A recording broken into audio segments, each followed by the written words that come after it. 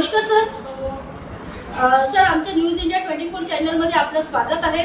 Sir आता 2024 लोकसभा चुनाव सुरू होत आहे, त्यामध्ये तुम्ही मैदानात उभे झालेले आहात आणि सर कुठले मुद्दे असे आहे खास ते घेऊन तुम्ही मैदानात आलेले आहात? नमस्कार मॅडम, मी विशेष वसंता पुटाणे, नागपूर लोकसभा या क्षेत्रामधून बहुजन रिपब्लिकन सोशलिस्ट पार्टी तर्फे मी उभा आहे. आमचे राष्ट्रीय लीडर डॉक्टर सुरेश माने आहेत, त्यांच्या नेतृत्वामध्ये आम्ही काम करतो आणि बहुजन चळवळीमध्ये अतिशय सक्रिय सहभाग असल्यामुळं आणि बहुजनांची झोपलेली कोम जागे करण्यासाठी, त्यात ओबीसींची असं म्हणावं लागेल कारण मी स्वतः एक ओबीसी आहे आणि ओबीसींच्या मुद्द्यावर आम्ही हे निवडणूक लढवत आहोत. सर असे भरपूर मुद्दे आहे. आपण महाराष्ट्रातही पाहता, भारतमध्ये पाहता, खास म्हणून आपल्या नागपूरमध्येही विकास कार्य आहे. विकास कार्याबद्दल तुम्ही काय, तुमचं मत काय आहे सर? जसं मी आता सुरुवातीलाच बोललो की माझं ओबीसींच्या मुद्द्यावर घेऊन मी निवडणूक लढवतो आहे. हा जेव्हा मी मुद्दा बोललो, विकास कार्य तर आहे, विकासाच्या बाबतीत बोलता येईलही आपल्याला, कुठे विकास झाला नाही झाला, काय परिणाम आहे, काय होईल नाही होईल तो बघूया. पण पहिला मुद्दा हा आहे की आम्ही ज्या ओबीसी समाजातून येतो, ज्या ओबीसी समाजाचं नेतृत्व मी करतो, गेले 50 वर्ष काँग्रेसचं शासन होतं, काँग्रेस सत्तेत होती, त्यातले 15 वर्ष आता हे भाजपचं शासन आहे. ह्या दोन्ही सरकार केंद्रामध्ये आल्या, दोन्ही सरकारने आतापर्यंत ओबीसीची जनगणना केलेली नाही. हे सगळ्यात महत्वाचा प्रश्न आहे आणि या मुद्द्याला घेऊन आम्ही भांडतोय. कारण अहो, एका जनावरांची गणना होते, माकडांची गणना होते, गध्यांची, डुकरांची, पक्ष्यांची, प्राण्यांची, सर्वांची गणना होते. पण एवढा मोठा 60% पर्यंतचा जो समुदाय आहे ओबीसी, त्याची गणना होत नाही. याचं 60% मी यासाठी म्हणतोय कारण 52% आरक्षण म्हणजे 52% समाज आहे त्यावेळेस मांडलं गेलं होतं. पण बिहारमध्ये आता ज्या वेळेला नितीश कुमारांनी गणना केली त्यावेळेला लक्षात आलं की ओबीसीची संख्या ही वाढून 67% पर्यंत गेली. म्हणजे किती मोठा समाज आहे. यावरून त्यामध्ये आम्हाला ते अधिकार हक्क का मिळत नाही हा प्रश्न घेऊन आम्ही आलेलो आहे. आला तुमचा प्रश्न होता विकासाचा. विकासाच्या प्रश्नाच्या बाबतीत बोलायचं झालं, जर सर्वसामान्य माणसाचा विकास जर होईल, तो जर पुढाकार घेईल तर आम्हाला आनंद होईल. पण आज आमच्या देशाचे प्रधानमंत्री मोदीजी म्हणतात, कारण मी लोकसभा लढतोय, मला संसदेत जायचं आहे, तर आमच्या देशाचे प्रधानमंत्रीजी म्हणतात की काँग्रेसच्या काळात 35 कोटी लोकांना अन्नधान्य 5 किलो अनाज मिळत होतं, पण आज मोदीजी म्हणतात 80 करोड लोकांना अन्नधान्य आम्ही देतो. ही आमच्यासाठी गर्वाची नाही, ती दुःखाची गोष्ट आहे. कारण आमचा समाज हा गरिबीमध्ये खितपत पडलेला आहे. हे यावर सिद्ध होतं. त्याचं प्रमाण कोण देतात? या देशाचे प्राईम मिनिस्टर प्रमाण देतात. कुठला विकास झाला? हा विकासाचा जन्म ह्या 10 वर्षात झाला नाही तर पुढच्या 5 वर्षात होईल का? हा विचार समाजाने केला पाहिजे. सर हे झालं विकास बद्दल आपण बोललोय. सर आता आपण समोरच्या टप्प्यात जाऊ, जे आहे सर रोजगार आणि शिक्षण.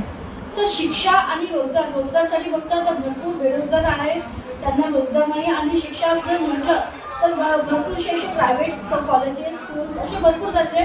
गरिबांना शिकायला त्रास होते आणि खास म्हणून जे प्रायमरी शाळा आहे, जे गव्हर्नमेंट कॉर्पोरेशनचे शाळा आहे, कॉलेज आहे, हे बंद झालेले आहे. सर याकडे कुठल्या दृष्टिकोनातून पाहता तुम्ही? मॅम, तुम्ही जर लक्ष दिलं असेल, गेल्या 5 वर्षापासून आम्ही सातत्यानं काम करतोय या नागपूर शहरामध्ये आणि मी प्रदेशाध्यक्ष नात्यानं आणि नागपूर शहराचा नागरिक या नात्यानं विशेषतः लक्ष देतोय. आम्ही संविधान चौकामध्ये बरेच आंदोलनं केली. सिलेंडरचे भाव वाढल्यापासून तर शिक्षणात ज्या शाळा 16,000 शाळा ज्या बंद करण्याचा फैसला या महाविकास आघाडीची म्हणजे महायुतीची जे सरकार आहे यांनी घेतला आणि त्यामुळे आमच्या गरिबांच्या मुलांना शिक्षणापासून वंचित ठेवण्याचा जो प्रकार निर्माण झाला. कारण श्रीमंताचे पोरं हा उच्च शिक्षित होण्यासाठी किंवा प्रायमरी पासून तर इंग्लिश मीडियम मध्ये किंवा कुठल्या तरी प्रायव्हेट शाळेमध्ये जात असतात, कॉन्व्हेंटमध्ये जात असतात. पण गरिबांच्या मुलांना जिल्हा परिषदच्या शाळेशिवाय किंवा महानगरपालिकेच्या शाळेशिवाय पर्याय नाही आणि त्या शाळा हे बंद करतात. म्हणजे गरिबांना शिक्षणापासून वंचित ठेवण्याचा घाट या सरकारने घातलेला आहे. त्यात राहिलं बेरोजगारीचं प्रमाण. आमचे देशाचे प्रधानमंत्री 2014ला निवडणूक लढले त्यावेळेला त्यांनी सांगितलं की 2 करोड लोकांना मी वर्षाला नोकऱ्या देणार.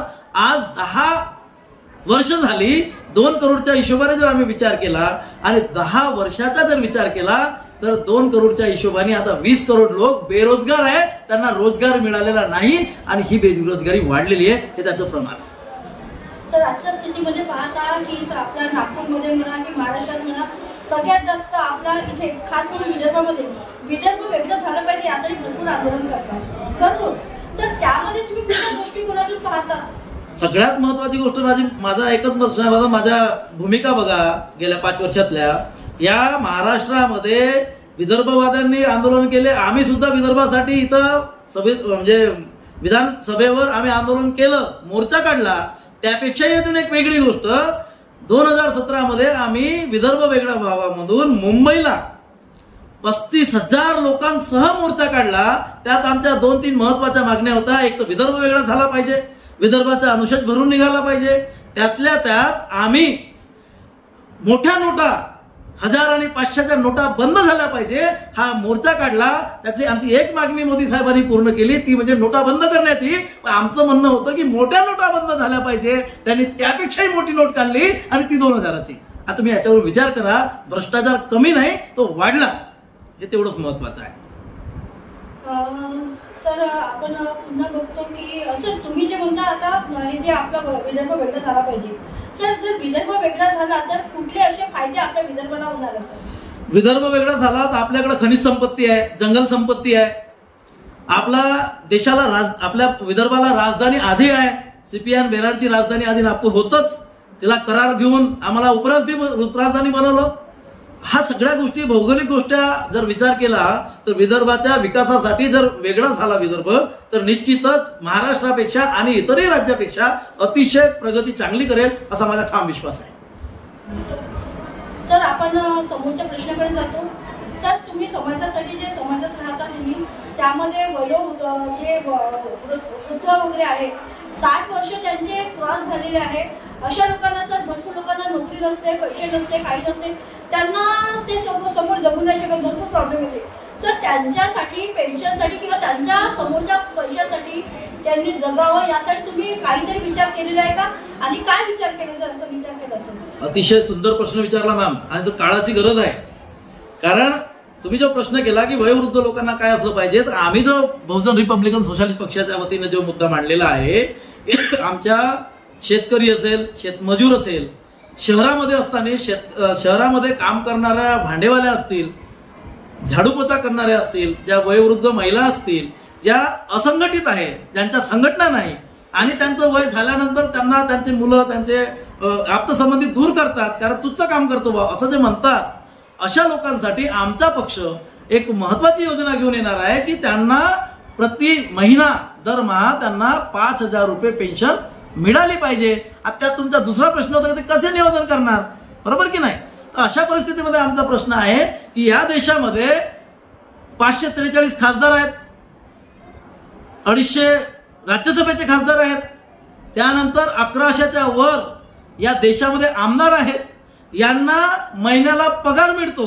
आजची स्थिती तर भवाय म्हणजे एकदम भवाय आहे की या देशामध्ये 600 ते 3,000 रुपयामध्ये वर्षभराचा रिचार्ज जर रिलायन्स मारून देत असेल तरी 15,000 रुपये महिना त्या खासदाराला आमदाराला मोबाईल फक्त मिळतो. या देशाचं दुःख आहे. अशा परिस्थितीमध्ये माझं सरळ मत आहे की या आमदारांच्या खासदारांच्या पगार आणि पेन्शन ह्या रद्द केल्या पाहिजे, या नसल्या पाहिजे आणि त्या पैशातून या देशातले गोरगरीब जे आहेत त्यांना 5,000 रुपये पेन्शन मिळाली पाहिजे. कारण दुसरं प्रावधान करायचं असेल ते करू शकतो, पण हे महत्वाचं प्रावधान आहे. कारण याचं कारणही तसंच आहे. आपण राजकारण्यांना समाजसेवी म्हणतो, समाजसेवा करण्यासाठी यांना पैशाची गरज का? आणि समाजसेवा करण्यासाठी ज्या दिवशी पगार आणि पैसे बंद होतील त्या दिवशी सर्वसामान्य खरोखर लोकांची सेवा करणारा माणूस या निवडणुकीत उभा राहील आणि पैसेवाल्यांचं इथं काम पडणार नाही. नाहीतर पैशाने अदानी अंबानी सुद्धा खासदारकी विकत घेऊ शकतात. कारण आपण ज्या ठिकाणी जे झालेले आहे 40 लोक गेले, 50 लोक गेले, जे लोक गेलेले आहे तुम्ही बघा कशासाठी गेले आहे. कारण बोंबलतात बाजारात जे चालू आहे ते आपण विकावं. कारण लोक म्हणतात खोके खोके खोके, तर ह्या खोक्याचा प्रकार ऑटोमॅटिक बंद होईल. कारण त्यावेळेला देश विकसित झाला असं म्हणावं लागेल. कारण अमेरिकेचा राष्ट्रपती तो कालपर्यंत राष्ट्रपती असतो आणि ज्या दिवशी तो पदावरून उतरतो तो त्यावेळेस तो त्याची शेती किंवा त्याचे जे महत्वाचं काम असतं तो ते पुन्हा काम करतो. पण या देशामध्ये जो राजकीय मात एकदा उभा झाला निवडून आला तर तो पुन्हा शेतीकडे ओढून पाहत नाही, तो आपल्या पुढच्या धंद्याकडे ओढून पाहत नाही. कारण ही परिस्थिती आहे. आणि यावर अजून मला काही बोलायचं आहे की या लोकसभेमध्ये जे लोक निवडून आलेले आहे त्यांचा बायोडाटा तुम्ही पहा. ते ज्या वेळेला निवडून यायचे होते, पदाधिकारी बनायचे होते, त्यावेळेला त्यांची काय परिस्थिती होती आणि आता त्यांची काय परिस्थिती आहे ह्या गोष्टी तुम्ही समजून घ्याव्या. आणि बरेच लोक आता बोलत असताना एक गोष्ट लक्षात आली आहे की संविधान वाचवायचं आहे, कुणाला तरी हटवायचं आहे, कुणाला तरी बसवायचं आहे. ही भूमिका ज्या वेळेला मांडतात त्यावेळेला मला सरळ म्हणायचं आहे की ज्यांची प्रॉपर्टी, शेतकऱ्याचा पोरगा जर पुढे येतो, ज्यांची प्रॉपर्टी लाखावर होती ती आज करोडावर गेली, उद्या जर त्यांना सीबीआयने, ईडीने जर नोटीस पाठवली तर ते त्यांच्याकडे जातील नाही याची काय गॅरंटी आहे? हा प्रश्न समाजाला विचारला पाहिजे. एवढंच बोलतो. आणि माझं चुनाव चिन्ह कपाट आहे. त्या कपाटाला आपण भरभरून मतं द्यावं आणि मला या लोकसभेतून निवडून द्यावं ही समाजाला मी अपील करतो आहे. तर माझं जर चुकत असेल, मी जर बरोबर नसेल, योग्य नसेल तर तुम्ही सगळ्यांचा 20-25 वर्षाचा बायोडाटा चेक करा की कोण योग्य कोण अयोग्य तपासा आणि नंतरच मला वोट करा. ही एवढी अपील मी समाजाला करतोय. जय भीम, जय भारत, नमस्कार.